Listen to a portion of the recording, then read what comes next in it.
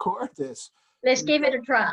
This young lady's understanding things that I'm saying, and it's a phenomenon because not everybody understands. We're going to talk here. We're talking to Brenda Shoults, and some people lovingly call you Bibi. Is that right?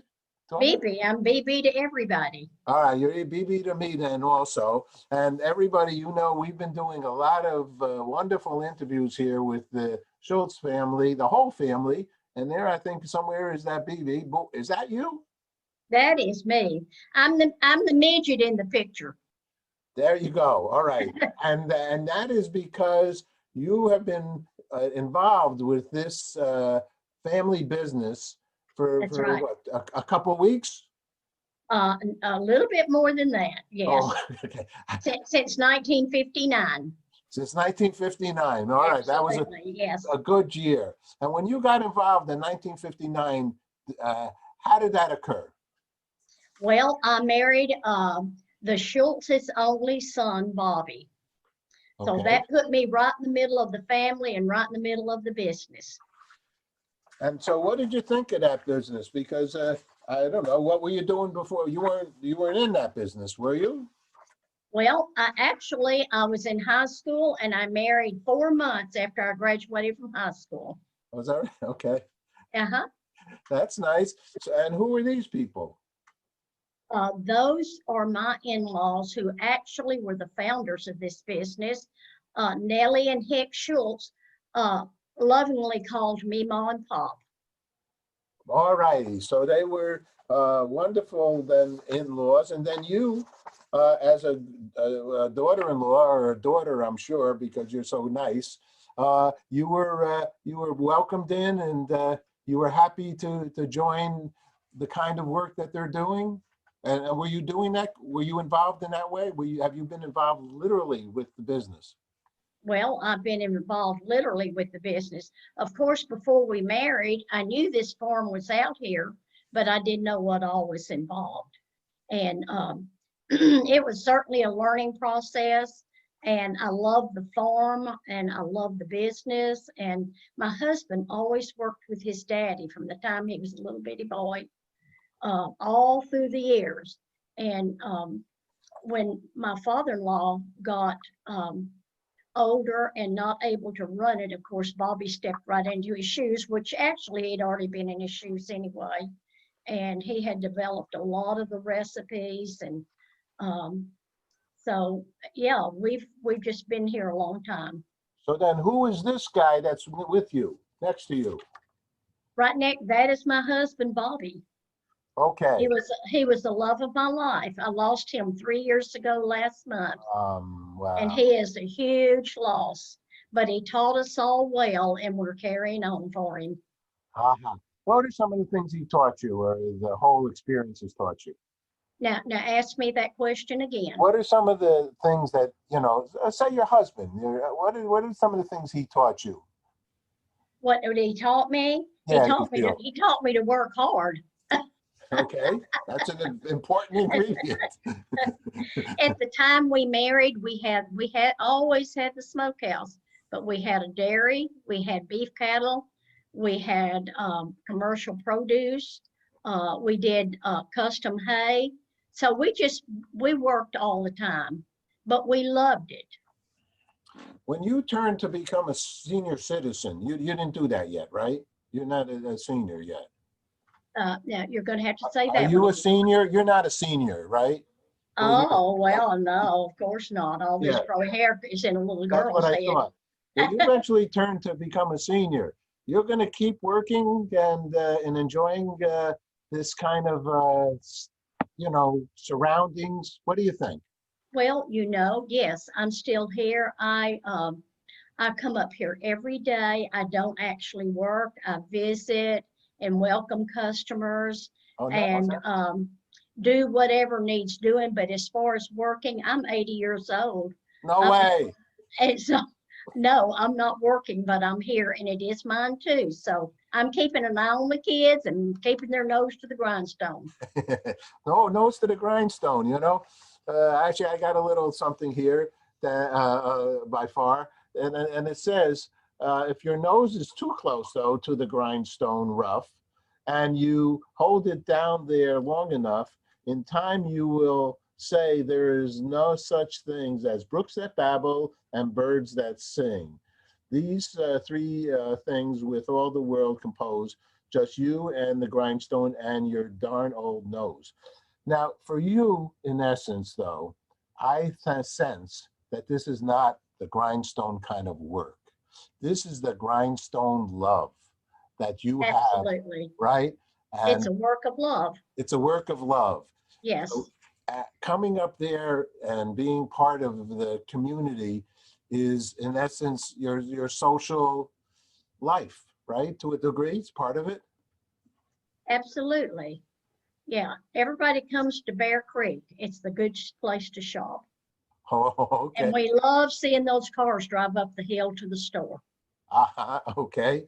What are some of the, have you had any experiences here that you'd like to share that you said, you know, I never thought something like that would happen here? Well, we never realized it would grow to this extent. It's been it's been quite an experience. We have grown over the years. I just wish my in-laws, they started out with 600 poults. They got in 600 turkeys, little baby 1 day old poults. They raised them. They dressed them in the backyard. They scalded them in a black cast wash pot. And they didn't have a phone to take orders. That's them, me, mom, pop. And so the county agent in Marshall would take, they ran an ad in the paper, and the county agent took orders, and he would bring the orders out at the end of the day. And that's the turkeys they would dress the next day and deliver house to house. So it's just, it's a work of love for all of us. And we carry on their tradition, what they started. And I wish that they could see it today. Well, I'm a believer that they can, and and they're smiling upon us all right now. You know, I told Robbie that you know, my grandfather and their family were butchers. All right, and Uh-huh, so I grew up in ancestor, you know, grandparents, and my other grandparent delivered eggs, and we had a farm in uh-huh, up there in Westchester in Elmsford, my father's side of the family. uh-huh. So, you know, my family worked hard. You know, even though I'm like a New Yorker, and for me to say that Uh-huh. I grew up and my dad had a shoe store in town, but the people, they worked hard. My mother's, you know, the word woman's liberator was ridiculous. You know, there's no time to even think of that a woman wouldn't work. I mean, they worked either in the house, which was the hardest work, right? And or secondly, they would work, and they weren't like worrying about the woman's this, the woman's that. It just became, it was the way of life. That's right. It's kind of changed a little bit that people think that the women don't work. I don't know what it is. It's a little bit unusual, I think. Well, you end up enjoying it. It makes life fulfilling. Hmm. And for you, I could see you do look around 50. I don't know. I think I need to see your birth certificate and to see if you're not that age. But in any case, you see the happiness in you, in your body. You got a big Absolutely. family too, right? I mean, That's you right. got some My grand. family's making me proud. Robbie adores this business. He worked with his daddy for years. So when my husband passed on, he was prepared to take on the reins. And my grandson, Hunter, when he came into the business right out of college, he told Bobby, who he called Papa, he said, Papa, I want to get in your head. I want to know everything you know about curing and smoking.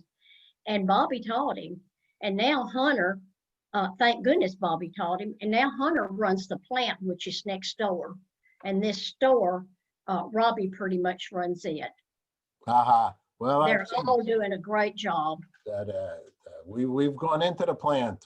Hunter was there, and Robbie and his lovely wife, and the other parts of the family, the kids, and so on. It's a great.